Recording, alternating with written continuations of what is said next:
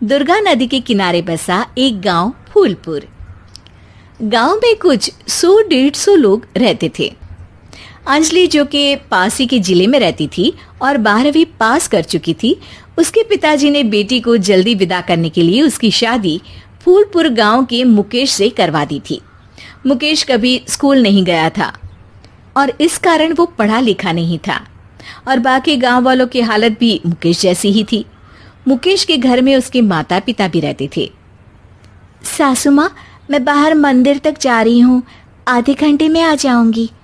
अरे अभी कहीं जाने की जरूरत नहीं है, चुपचाप जाके रसोई में रात के खाने की तैयारी करो।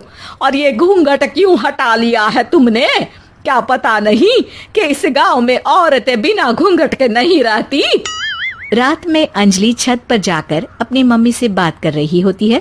तभी गांव की 3-4 औरतें उसे देख लेती है और दरवाजे पर आकर उसकी सास से शिकायत करने लगती है।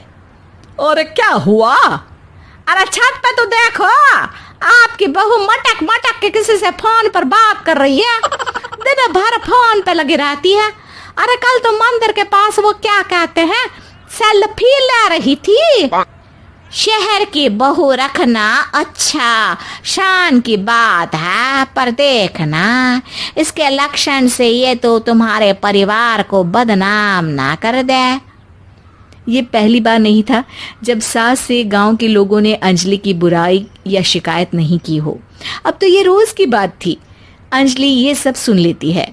जब वो नीचे जाती है तो मुकेश भी वहां आ जाता है। सास कहती है, बेटा, लोग घर आकर शिकायत करने लगे हैं बहू के कामों की। देख लो, पति हो, संयम से रखो इसे।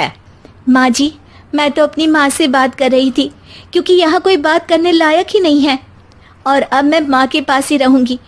वहाँ क्या रहना, वहाँ बाहर के लोग तो ठीक है, पर घर के लोग भी इज्जत ना दे सके। अरे नहीं नहीं अंजलि, ऐसा नहीं है, धीरे धीरे सब ठीक हो जाएगा, तुम फिक्र ना करो।